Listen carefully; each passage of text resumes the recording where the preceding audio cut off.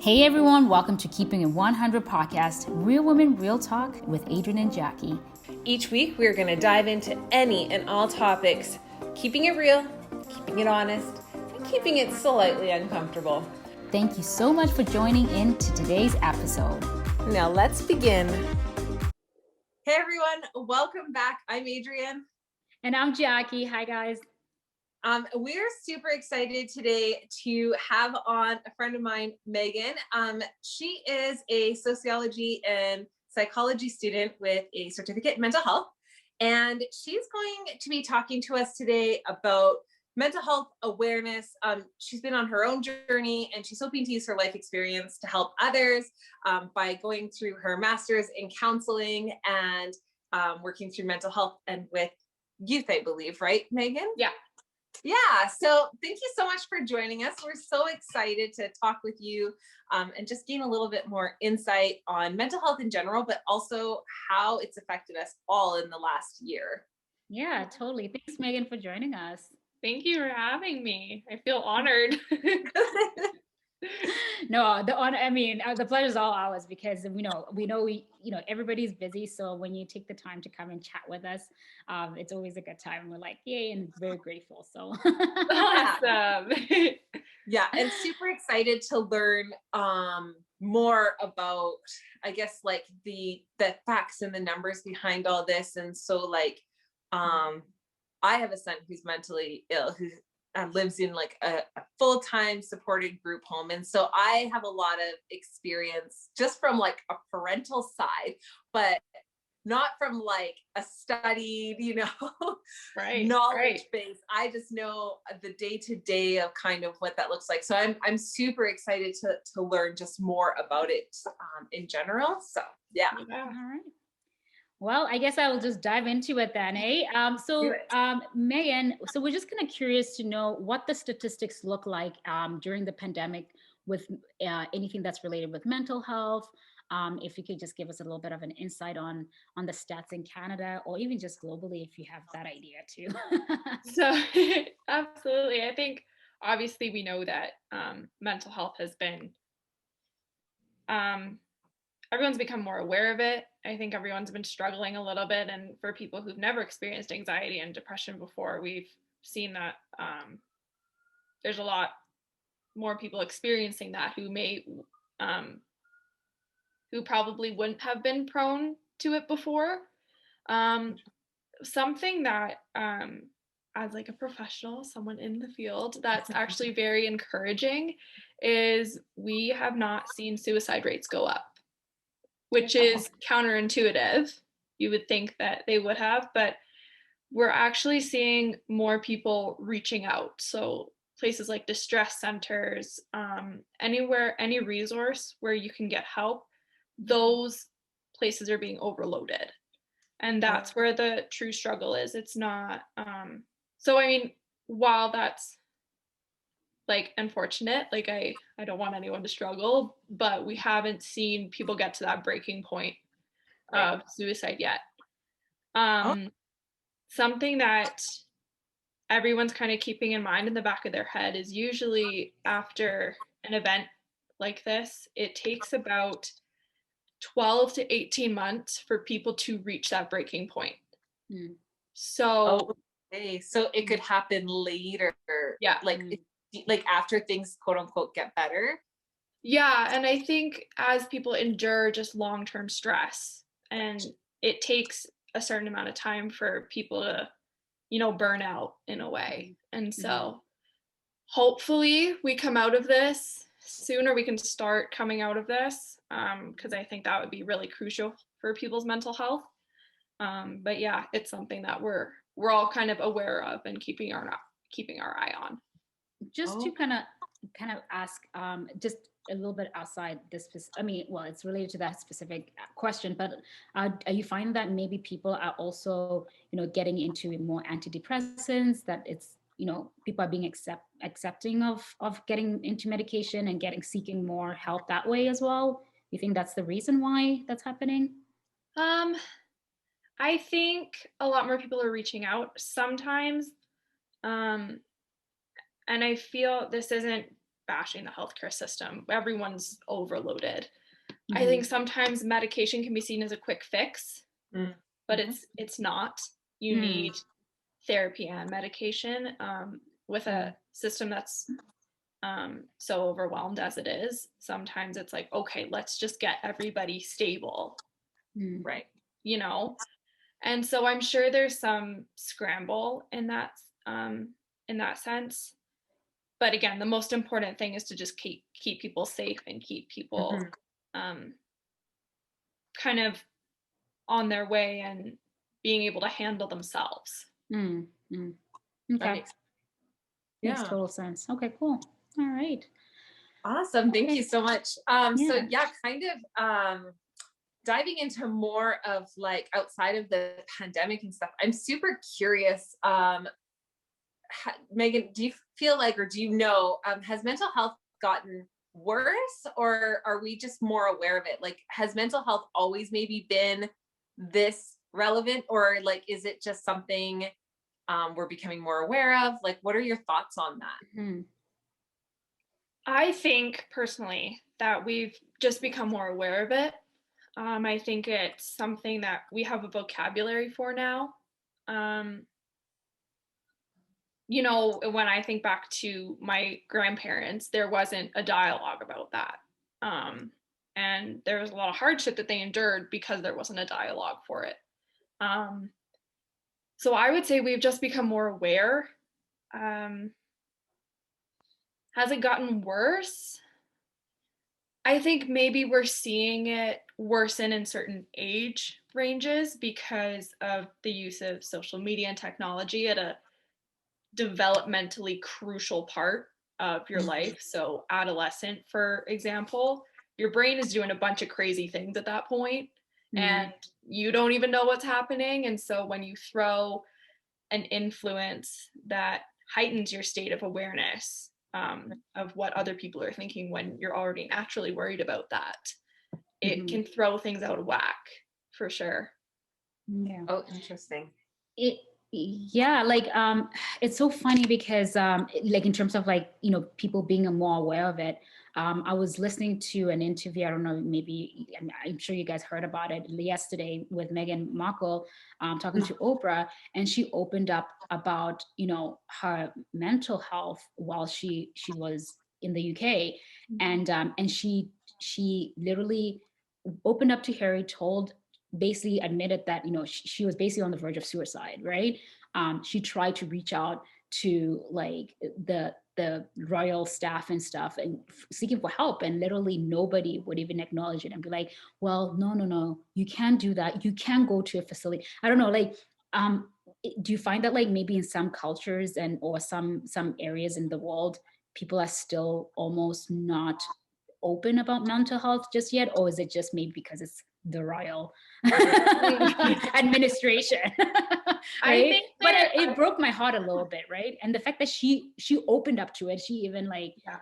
she was willing to seek help because she knew where she was at. And you know, we're also thankful. A lot of people probably wouldn't have even done that, right? But anyway, yeah, sorry.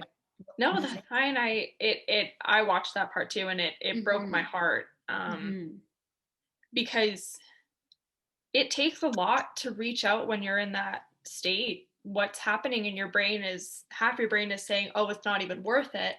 And you're needing to go and fight that side of your brain and saying, well, no, maybe I am worth it. So there's already a conflict going on inside your brain. And yeah, I'm getting choked up just thinking about it. I know, actually, Yeah. I teared up a little bit when I listened to that part, and I was just like, you just don't know what people are going through from You just don't looking know. at them on social media or on TV. And, you know, and it's like any woman could have been going through that and probably even managed to just cut themselves off, right? So anyway, yeah. Anyway, next question, I guess. I don't know. Are we all done with that particular one? I think I just wanted to say that I think from the standpoint, and she even said in the interview, that it's really important to speak about this, and it's important to say and to acknowledge that it is hard to speak up. And, you know, if someone doesn't speak up, it's not a sign of weakness. It's not a sign of, it's that there's stuff going on in your brain that is terrifying. Yeah. It's out of your control. It's just, Yeah. Yeah, for sure. Yeah. Sorry, I think I needed a second there because I'm just like, Yeah. I'm fighting back into some tears back here. I'm so emotional. I'm tired, Adrienne. I'm always like crying about something. Anyhow, it's deep stuff for sure. Yeah. Okay, so the next, I don't know. Do you want to pitch it? Yeah, go ahead. So the next question is mental illness a spectrum?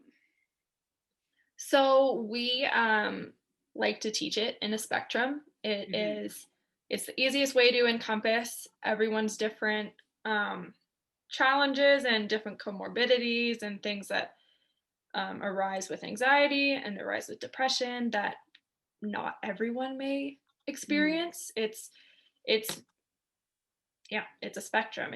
There's variation between individuals, and rather than teaching it like illness and healthy, we've come to find that there are lots of degrees of being healthy, of being ill. I don't like that word, but I think it's more like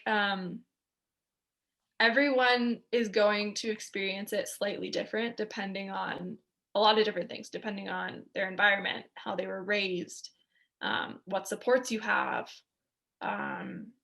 what access to help do you have. Everyone will experience it a little different. So, yeah, that makes sense.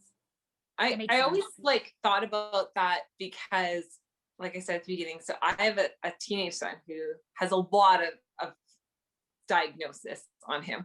But one thing I always thought like was interesting as I like got to know him and his diagnosis, I was like, I'm pretty sure, and like this is not from any professional standpoint, just me observing. I was like, I feel like everybody is at some version of like ADHD, because I would look at him and like he didn't fit a lot of the boxes of certain criteria, and so he missed out on a lot of certain diagnosis, but then he was heightened in others, and I'm like, this can't be the like measurement. Do you know what I mean? I'm like, because it feels like we all have these characteristics of these certain diagnoses in some degree, and then they just decide at what level you get the combination determines whether.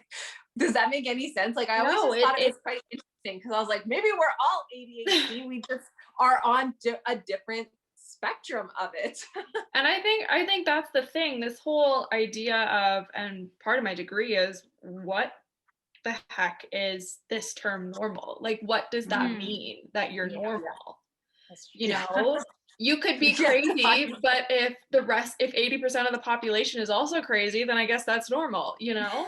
So it's so true. It's true. That's pretty much where my brain was for like 5 years, because I was like, well, I don't know, I wouldn't consider myself normal, but I don't get any of the diagnosis my son gets, so like I guess I am normal, but like I have my own like quirks. So like what is the measurement that people use to define normal, and is it changing?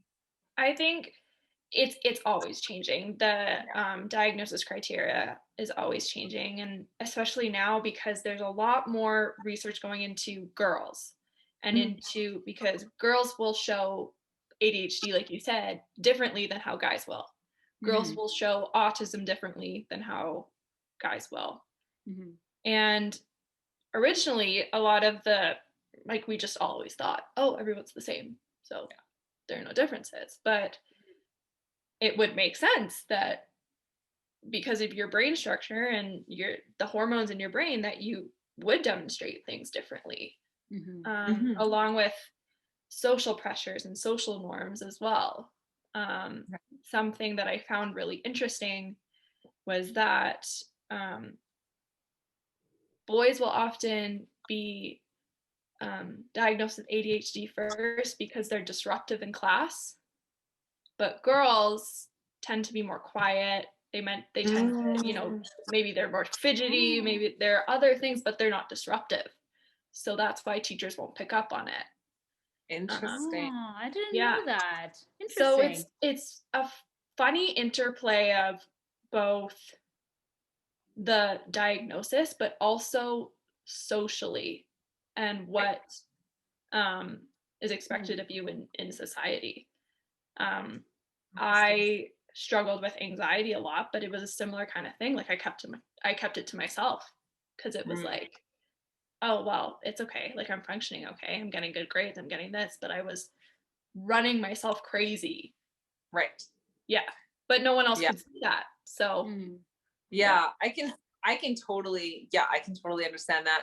A lot of my son's issues. So he was like labeled as like this problem child with like anger issues, violence, you know, all those things. It wasn't until he was, I don't know, 16. It was like 2 years ago, where they were like, wow, he has like ridiculous amount of social anxiety. Like his social anxiety is almost crippling to the point where like he lives in a group home now. And like, it takes a lot of coaxing for him to leave the house. And so I think back to like grade 5 and 6, where it's like, just drop him off at school. But it's like, if he had this level of social anxiety, now he's in a classroom with 30 kids, you know, they're all being really loud. He's feeling agitated. Of course he was flipping desks over because he didn't know how else to be like, I don't want to be here. I just want to be at home in my bedroom.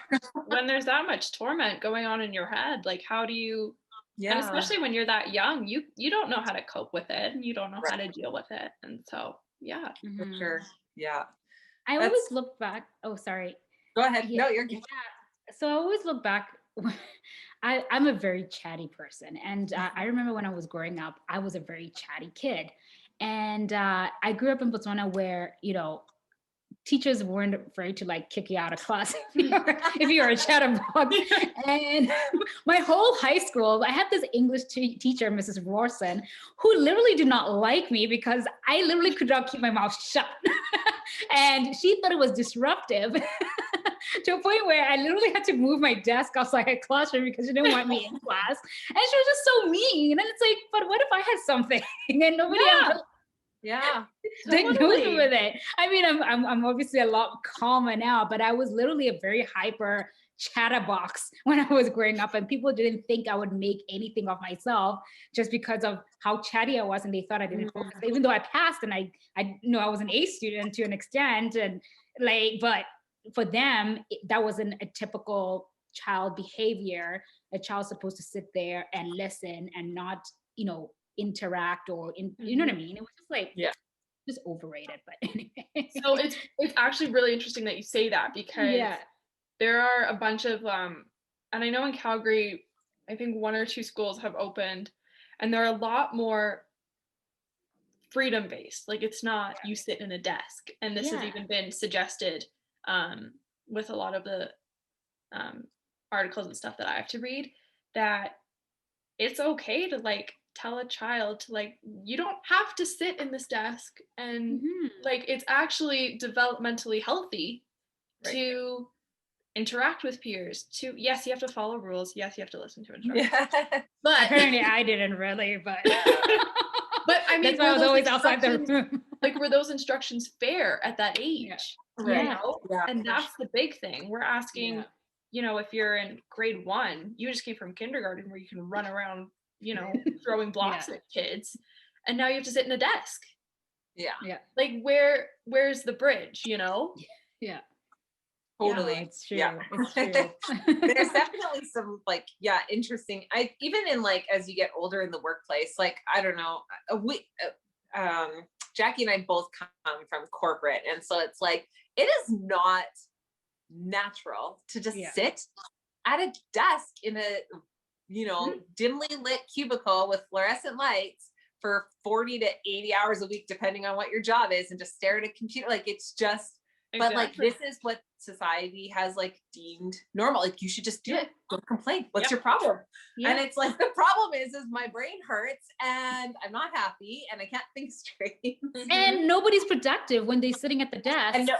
And then they're finding like people can do the same job in like an hour and a half that you're sitting at 8 hours, because you start zoning out and like daydreaming. Honestly. Honestly. All right. Okay. So just so we'll keep moving through the list of questions. So how do we recognize, or what are some ways we can recognize like depression and the suicidal tendencies? And I mean, we know it looks different on different people, but are there any like commonalities in which we can start to recognize like these signs of depression and suicide? You know, that's always tough because it's invisible. Even if you think you can detect it in anyone, there's always that variant to say like maybe you can't because it's not meant to be seen. It's not something that people want to show, or even comfortable showing. And I think that comes from different places. Yes, stigma is a big part of it, but I also think that when you are in that place of feeling so low and so down, you don't want to hurt anyone else who's around you. You don't want to speak up and say, oh, I'm feeling this way, and then cause a bunch of turmoil, right? Because you love these people. And I think that's always something that there needs to be more emphasis on. Like, we can't beat ourselves up for not seeing it in someone else, you know? There are like some signs. Unfortunately, you probably won't be able to see them until after. Right. Yeah. Which is the horrible part. Definitely things like hygiene, sleep, kind of like a low affect level. They'll just kind of be like I was gonna very say, numb, very. yeah, I was gonna say messy homes. Like, I know there was someone I knew and they eventually committed suicide, but literally I remember we went to his house and he had 2 cats, and you walk in and it just stunk like pee and poop, and it was just like, and I was like, oh my gosh, why aren't you cleaning? Like, what's going on? Do you need help? Like, what can we do? Like, but I mean, we were buddies, and but I mean, I'm such a clean freak, so when I walk into a place like that, I'm like, okay, hold up, right? As a friend, I'll be like, what can I do to help? Do you need help cleaning this place up? Yeah. Starting afresh, right? But we didn't think anything of it, and then literally 3-4 years later, they're not with us anymore, right? Like, but the signs was so apparent, but we just didn't see it. And I think I often think of like your space, and it's kind of been proven, like your space represents what it's like, what's going on in your head. If you have a clean space, you're organized, you're together, there might be other things going on like anxiety and some OCD stuff, but for the most part, usually there isn't. Usually there isn't. And so, but yeah, like I often, I sorry, I didn't mean to laugh. No. Because I mean, I do like my stuff the way, Oh, I do too, honestly. But I know right now my room is a total mess. Yeah. Because I'm so overwhelmed right now.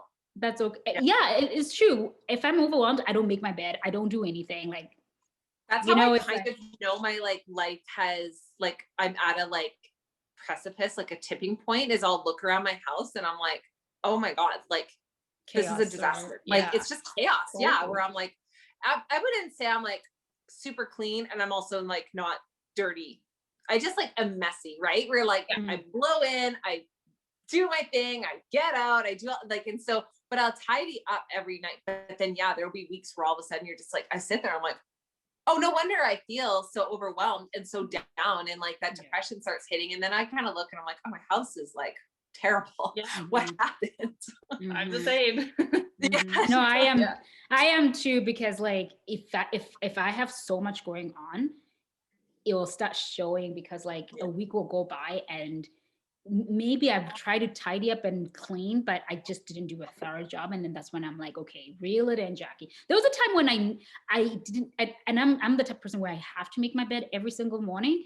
But there was a period of time, maybe about 2 or 3 years, where I would literally roll out of bed because I was just so preoccupied with other things, and literally just get ready for what I had to do and just be out the door. And and then I'll come back and the house and the bedroom is a mess. Everything is a mess. And then I do it all over again. And it went on for straight, when I think about it now, a straight 2 to 3 years where it was like that. And it was just a normal thing. And we just didn't think anything of it until I was like, no, who the hell am I? Right? So Megan, I'm kind of curious, like going back to like recognizing like signs, like I know there's, you know, we're talking about like the house and like different things or like hygiene, but like what are, I don't even know how to phrase this question, but like I guess what I had a friend who passed away a few years ago, and literally to this day nobody saw it coming. I've talked to his family.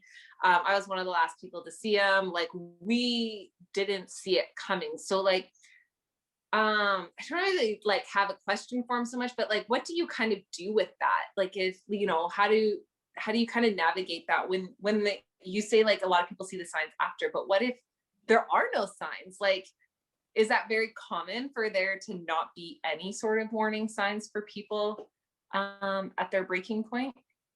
I think so. I've had a few personal experiences very, very similar to that.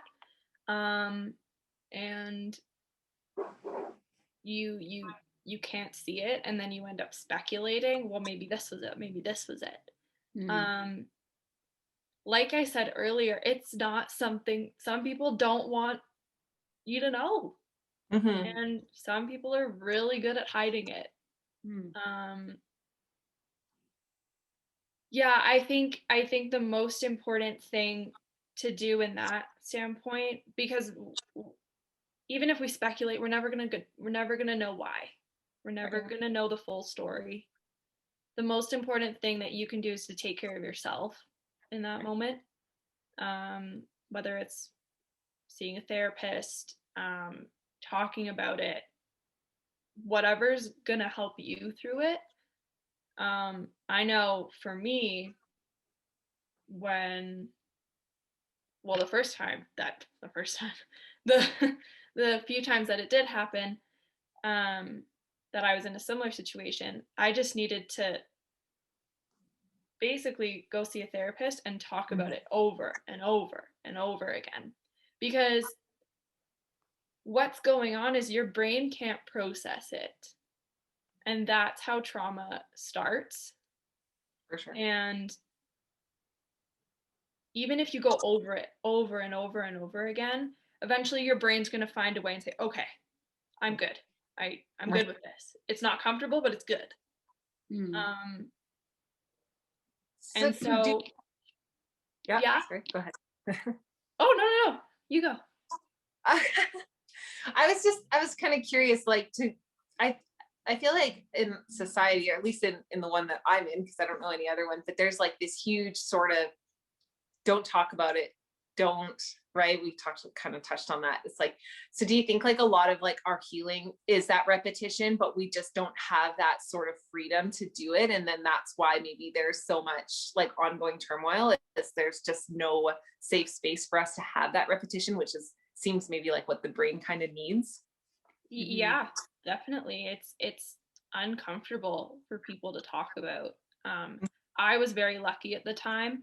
I had been seeing a therapist for my anxiety and my depression, and so it was kind of already built in, but it became another layer to my depression. But yeah, I think it's about creating that safe space and understanding that everyone is affected differently, depending on your relationship to that person. And people are affected in different ways. I know for me, when my friend passed away, it was very interesting for me, because I was also in a very dark place at that time. And it was like, I saw my life, right, flash before my eyes as if it was me and not her. And so coming with that, there's a lot of things that maybe other people were feeling. It was sadness, it was depression, it was guilt. on top of all that, I had this survivor's guilt, because it was like, why was it her and not me? And so I think to remember that everyone deals and experiences things differently when something like this happens, because it's not something that we can always wrap our heads around, you know? Right. Yeah.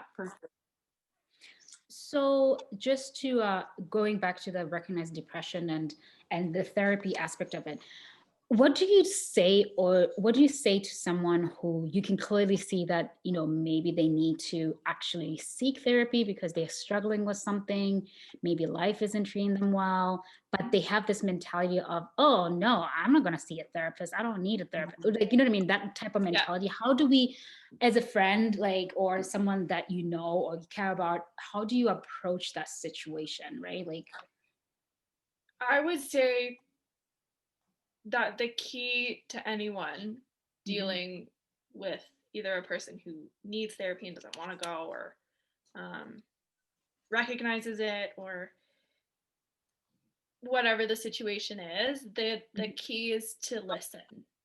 You know, it's not to solve their problems. It's not to make them feel better, because you won't make them feel better. That's true. But it's just like, you know, how do you approach it without sounding like you're being I think right. I think it's difficult, and I think it's hard because we see depression differently. Sometimes it's anger, sometimes it's irritation. It's not always just sadness. Exactly. And I think, you know, the key is to kind of take a deep breath and say, okay, I'm going to tell this person that, hey, I can see that you're not really yourself. I can see that things are a little bit different. I don't know exactly what's going on, but if you ever need to talk, if you ever need anything, just let me know. Like, I'm here. And you can do it in a very casual kind of way. It doesn't always need to be a huge sit down. It can be just like, hey, you seem off today. Like, do you want to talk about it? Like, I'm here to listen, and to specify that you are here to listen. Right. Yeah. So I think that is the biggest key, and to just let them know it's coming from a place of love. It's coming from a place of concern. The other piece that I would say is to not take it on yourself too much. Like I said earlier, you can't, if someone is depressed, you can't make them feel better, you know, like you can't solve it. And you can't love them out of a dark place, you know? And so the idea would be to listen, to pay attention to them, and then to say, you know, if it gets to the point where it's like, yeah, I think you need to go see someone, to just say, you know, I'm going to help you through this, but I can't give you everything that's going to make you feel better. Yeah. No, don't as much put it on them to say, I think you need help, because no one likes to hear that. It's true. Yeah. And I think we've all kind of been there, right? Where like, if you're going through somebody's like, maybe you should see a therapist. You'd be like, what do you mean? And then you become defensive, right? Yeah, exactly, right? Yeah. It's about to make sure you don't like wear yourself out trying to help somebody, right? So just letting them know, I'm here for you. I want to help you as much as I can, and I'm not a professional, so like maybe they can give you something extra. Exactly. And it's all about helping. It's not about you know, like I said, trying to solve their problems. It's that makes sense. I do feel like therapy, or like therapists and counseling, has become more normalized. Do you feel that as well? Yeah. Oh yeah. Yeah. Like almost everybody I talk to now, they're all like super proud. They're like, yeah, I have a therapist. I have 4. Like nobody really cares. Yeah. Like, even some people that you know, they look like they have that life put together. And they're like, yeah, no, I see sometimes they have 3 different therapists. I was like, oh, good for you. Yeah. I remember being a kid though, and like it being very taboo. Like I grew up in a small town, and it was like, because I was put in therapy when I was younger, and just like, well, I mean, like seeing different doctors and doing all this stuff, and it was just like, don't talk about it. It's fine. All is well. And that's interesting, because before I went into therapy, high school, start of high school, so somewhere around there. And at first I was like, what? Oh my gosh, like I have, like, what? Am I this messed up? And it was funny how many, because I went to a therapy place that really focuses on girls and teenage girls, and it was amazing how many girls I saw coming through, and I was like, oh gosh, I know you. Oh my gosh, what? Huh? Like, it was at first really kind of frightening, because it was like, oh no, they're seeing me here. They're gonna know something's wrong. But then it became like this whole thing, and it was really when I started doing group therapy, which I was not into it at first. I was like, no, that's not. Yeah. Are you kidding? And then it was once I got into group therapy where it was like, no, you know what? We've all gone through, excuse my language, we've all gone through shit here. Yeah. And we can now sit here and say, like, but I did it, but I made it. And that was the big kind of uniting factor, to be like, okay, some people are going to look at us like we have issues, but I have been through the ringer and I came out on the other side. Exactly. And that's the key there too, That right? is the coming key. out of it out on the other side. And honestly, everybody has everyone does shit going on, or like, you know, messed up stuff. Yeah. They just don't talk about it. But every person in this world cannot say that there hasn't been something that has knocked them out, you know, off that, whether your life looks put together or not, right? So yeah, that's a very important one. I like that. Yeah, that was definitely the piece that was interesting, because on the outside my life would look very perfect, very luxurious, but everyone was just broken on the inside. Yeah. Yeah, we kind of answered the last question of like how to support a struggling individual. I just had one at the top of my mind, and then it just disappeared. My brain was like, oh no, what was it? So maybe it'll come back.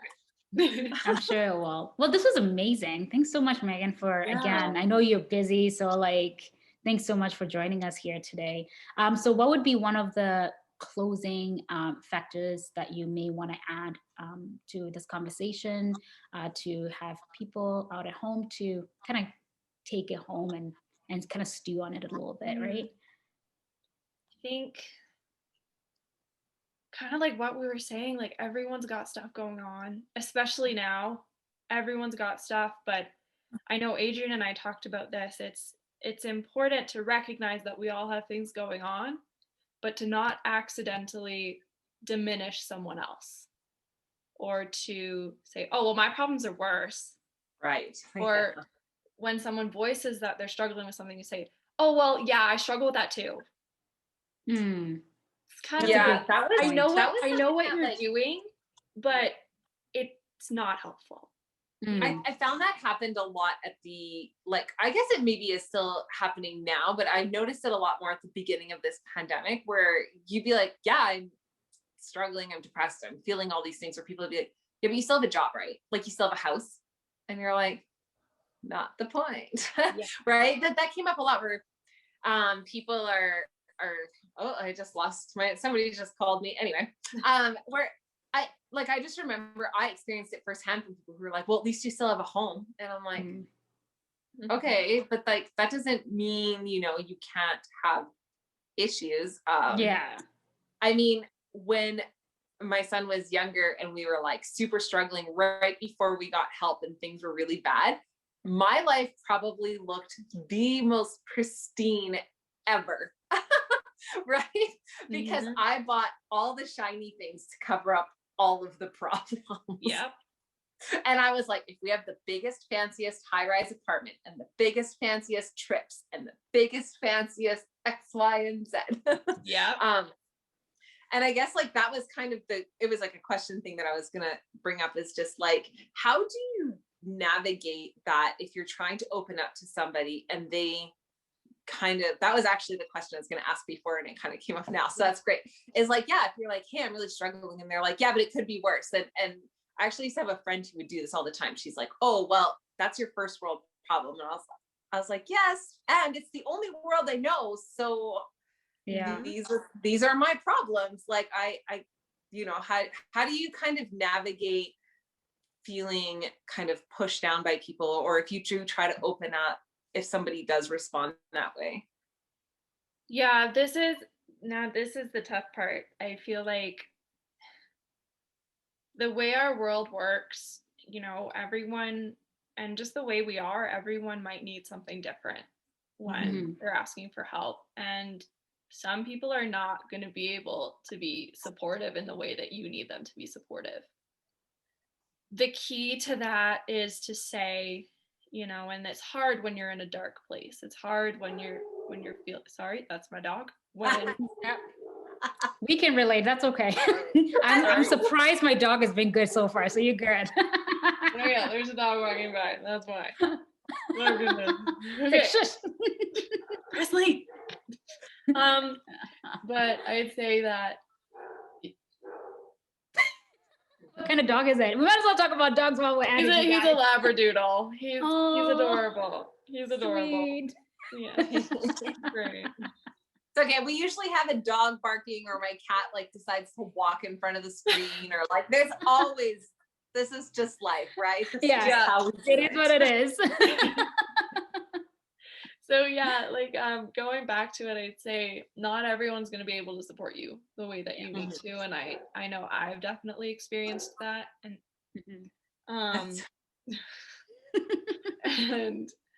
and most people that you talk to are gonna say like, oh, I went here and I tried to get help and it sucked, you know. And the key to that is to say, okay, that didn't work for me, but that doesn't mean that somewhere else won't work. That's true. I know personally, I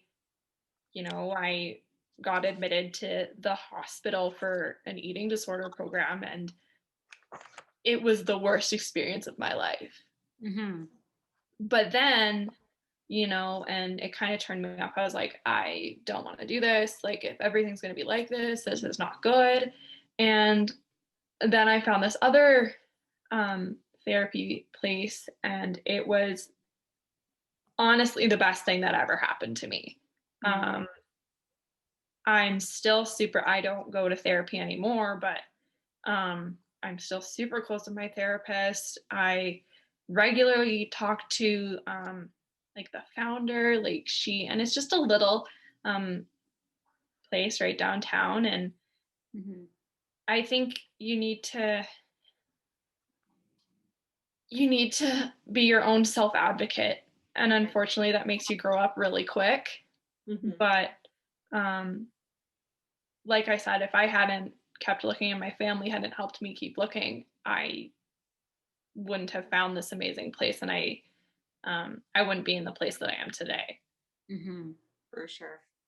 Yeah, that's good. Yeah, you have to, like you said, it's unfortunate, but you do kind of have to be your biggest self-supporter.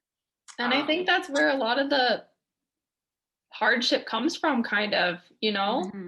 Like it like I said earlier, it's hard when you're depressed and you don't have motivation and you don't have that self-love to go out and seek help. Right. Yeah. For sure. Yeah. Oh man. Yeah. I know, so happy.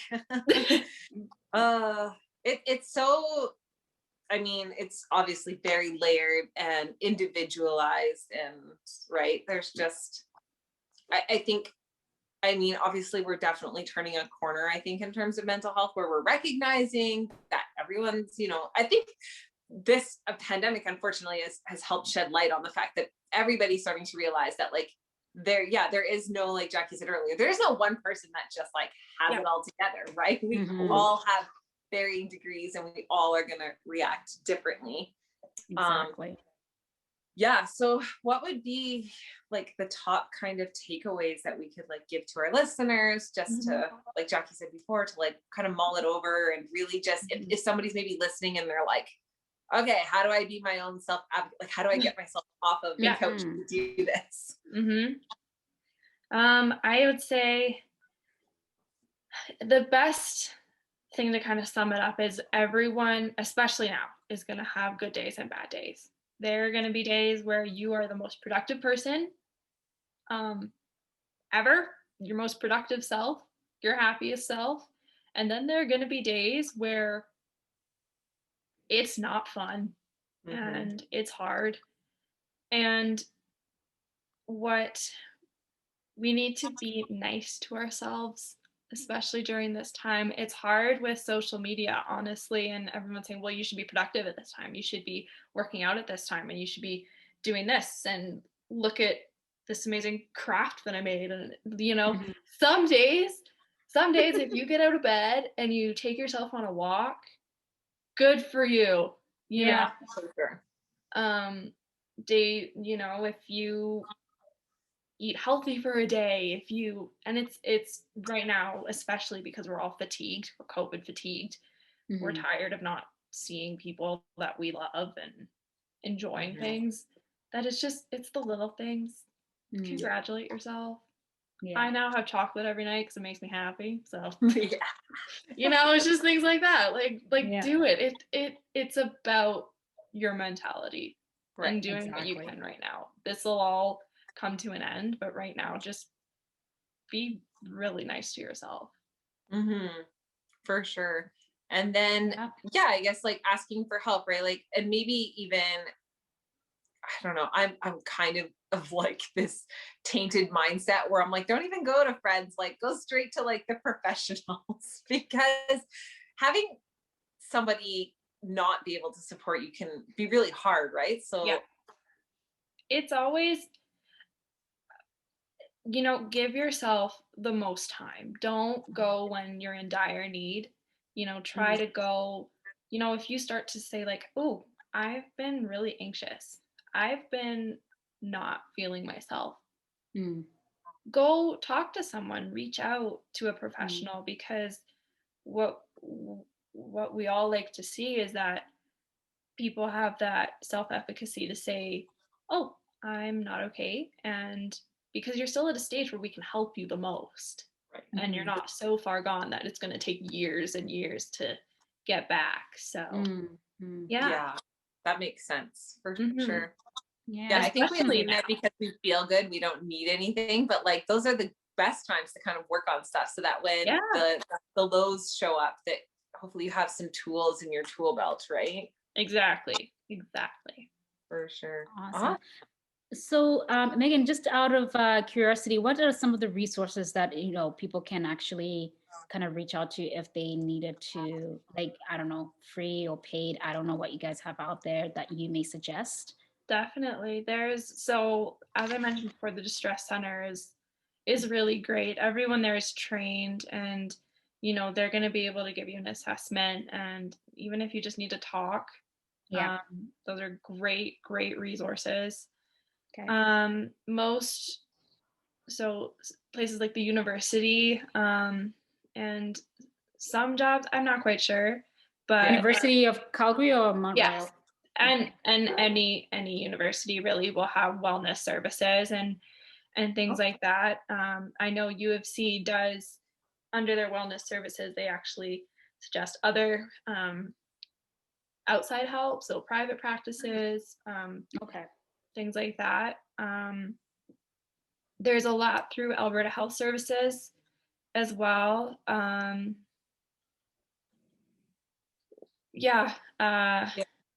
know the Calgary Counselling Center has like a sliding scale for counselors. No. Not anymore? Not anymore? I don't know. I'm not sure, actually. Oh. Yeah, because I know a few years ago what they would do is they would, depending on how much you made, or if you were unemployed, then you'd only pay like the bare minimum because it was subsidized? Most places, Yeah. they do have stuff like that, or Mm. I know some places have some like Mm-hmm. scholarships or, you know, Mhm. financing options. There's a lot more options now, and I think there's more understanding that Okay. you're able to kind of work with Awesome. your clients. So, but yeah, the resources are there. You just might need some digging to find what works best, but Yeah. Perfect. Fabulous. All right. Well, this was amazing. Thank you so much, Meghan, again. Oh my gosh. of course, We are just I really always so. enjoyed it. Yes, that was amazing. Do you have any other questions there, Adrienne, before we close things off? I don't think so. Yeah, I appreciate that so much. It's such a it's a hard topic, but like Mm. it's such an important conversation to have. And like Yeah. I know I still struggle to talk about it. And so I just appreciate you coming on and answering our questions. And yeah, hopefully, you know, anybody listening at home, if it resonates with them, they feel like, you know, they're not alone. Because yeah, we definitely just need to make mental health just more of a mainstream conversation, really. Yeah, definitely being kind to ourselves and having the sense of compassion for yourself and others is so key, and that's what we just need to constantly think about, and just, you know, be kind to that person next to you, because you just don't know what they're going through. All right, cool. Well, thank you so much again, Meghan, for joining us. Adrienne, we're going to close this off. Thank you so much, everybody, for listening at home. Please let us know if you guys have any questions, comments, feedback. Give us a 5-star review. And I think we're going to call it a night. Have a good night. Thank you so much. Bye. Bye.